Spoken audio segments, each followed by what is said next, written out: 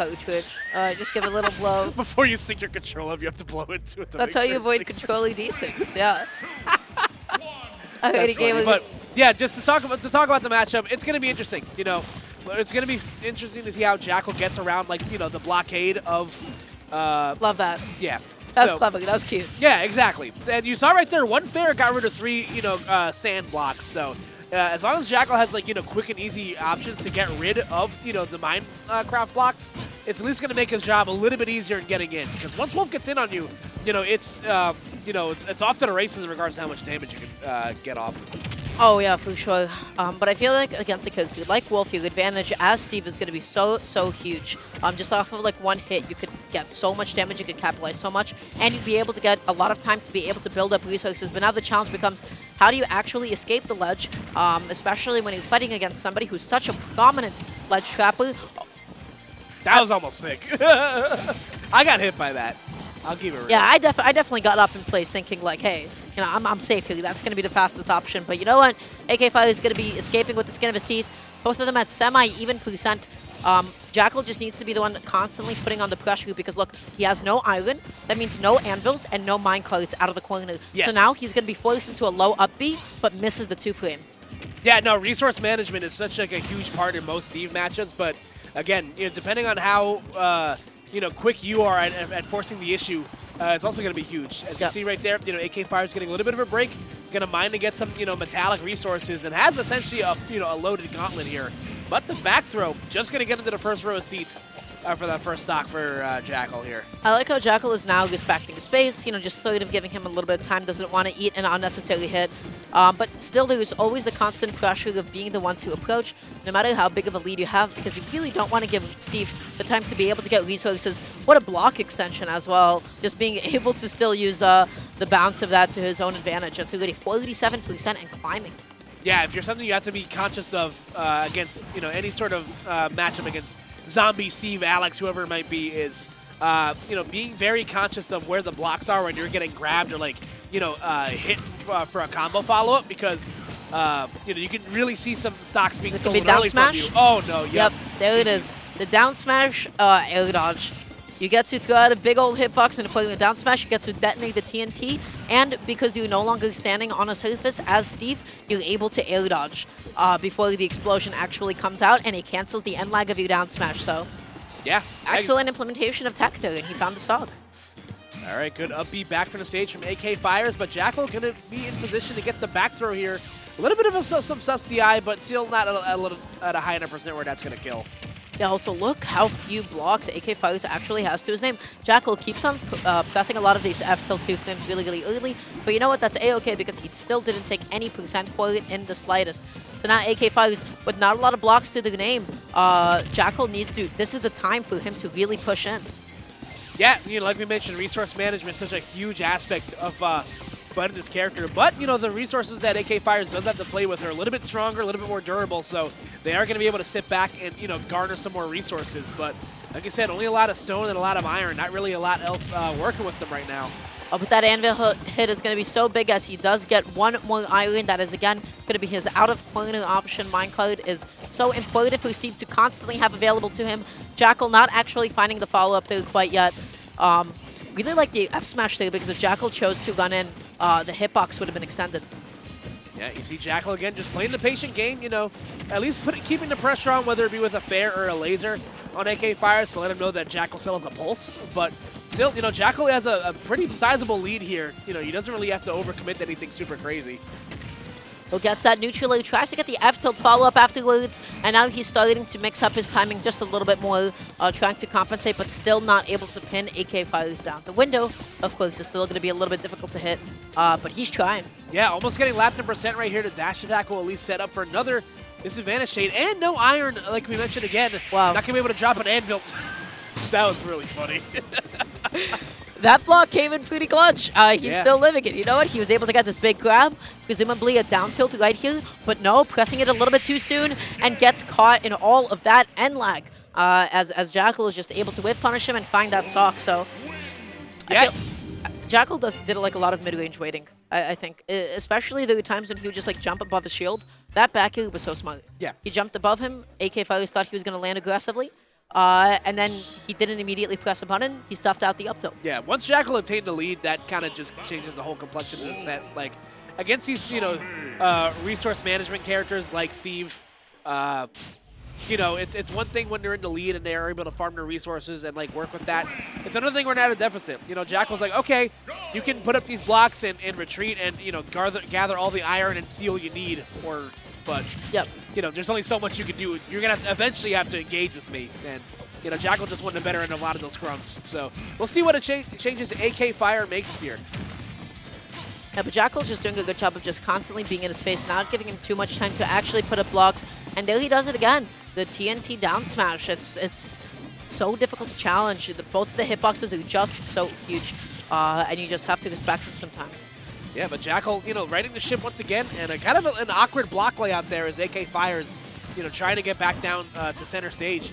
I don't know how you'd even try to maneuver around that. That's you gotta employ some complex trigonometry just to make left come right. I couldn't even pass geometry, and that's like the basic of shapes. So like, all right. Nonetheless, though, again, a lot of the same here from AKFirez. A lot of gathering resources, but Jakal with a great interruption right there with the dash attack and a nice other catch with the back air out of the minecart. Oh, I like the idea from Jakal, but AKFirez still did have a bit of a recovery mix, so really good on him just to be able to maneuver around neutrally. And now controlling the stage just is so dangerous, but back through is going to be able to take it once again. Steve doesn't have necessarily the best aerial acceleration, so it's really difficult to find your way out of those kinds of spots. All right, the down tilt will at least interrupt Jakal's recovery, but able to air dodge back down. Oh, but a great catch with this minecart with some red powder as well. That's going to get the extra boost that AKFirez needs to even up this game to 2 stocks apiece. What I really like about Jakal is that he's really not taking the bait of the blocks and trying to jump over them, because AKFirez is probably going to have a punish ready with the up tilt or something of the like. Look at the time. He jumps in once, already 58% onto the board, gets 2-framed by minecart. Oh my. All right, there we go. Nice catch with the fair to back air. Not going to, be at a killing percent yet, but any sort of damage is good damage here as Jakal continues to extend their lead. But AKFirez at least continue to keep it close, but still having a hard time landing back into center stage here. Ooh. Up tilt into back air, excellent conversion, but is still not going to be able to close out the kill quite yet. Gets that other up tilt, no full punish on the up smash rather, so is this still anybody's stop? Yeah, and you saw AKFirez momentarily lost the pickaxe, but again, having the proper resources out, to be able to get one back almost immediately, and again, the down tilt will interrupt Jakal's up B. A really good directional air dodge too. Just Jakal was not in a position where AKFirez was just able to press it fast enough after to set up attack chase and finds that dash attack. So from there, I mean, Jakal just covers so many options. Tech in place, tech roll out with dash attack, just to get up attack as well if you miss it. It's a nasty place to find yourself in. Yeah, your options are very limited there because, like you said, if he teched in, he was going to get hit by something, and you saw the tech out or the roll out.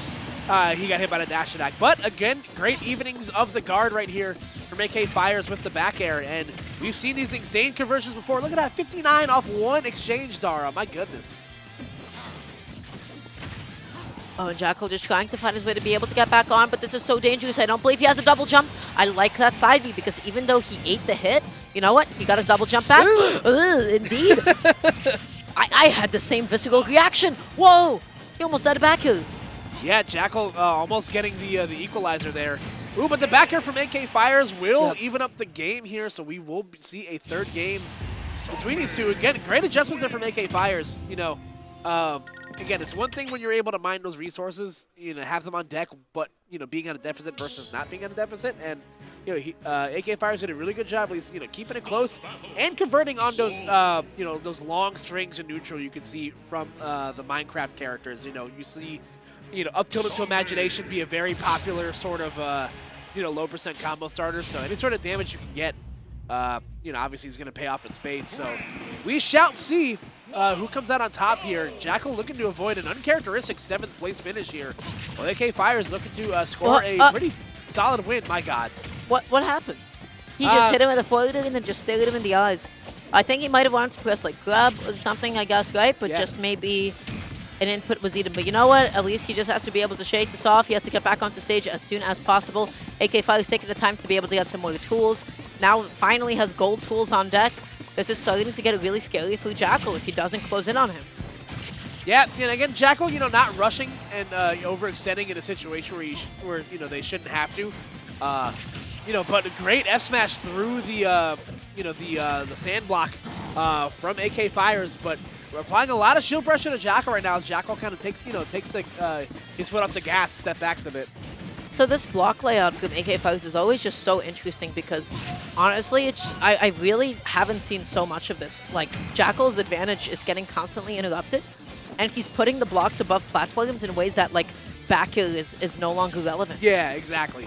He's forcing Jakal to take, like, a slightly higher approach to where his aerials probably aren't going to reach him.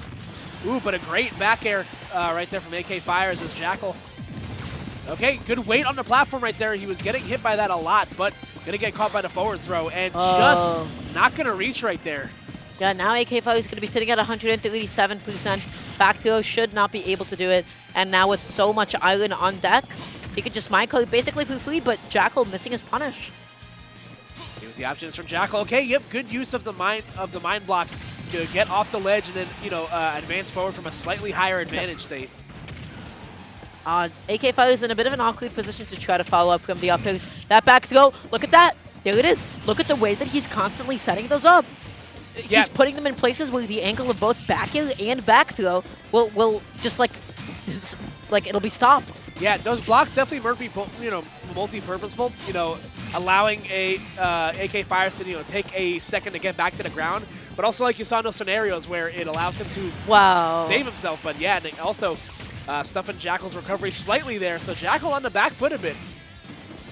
Yeah, Jakal now is going to be the one that's constantly being forced to approach. AKFirez put into a nasty position, and his own block working against him as it sent him down to the stage and forced him into a low recovery. And now what was AKFirez's lead has become Jakal's.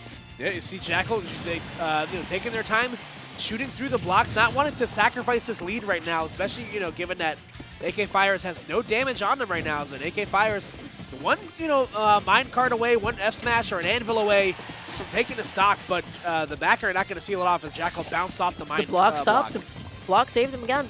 I feel like AKFirez in the beginning, the blocks were kind of helping him out, but now it's preventing him from finding his own kills. So now he really just needs anything of falling back here in an anvil, a minecart. But look at the way that he's mixing up landing too. So ambiguous. Yeah, there you go. Like the side B will secure that stock right there. There we go. Big damage coming out for AKFirez. 65, what? Dara. What? 65. Yo, man. Dog, I heard you like Minecraft.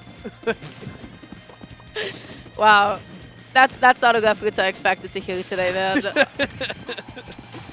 Full of surprises. So Jakal, again, knocking on death's door right here. Okay, the minecart's going to make things very awkward. Is that going to be it? Wow. Wow. And AKFirez, that's going to be another upset. Wow. Yeah.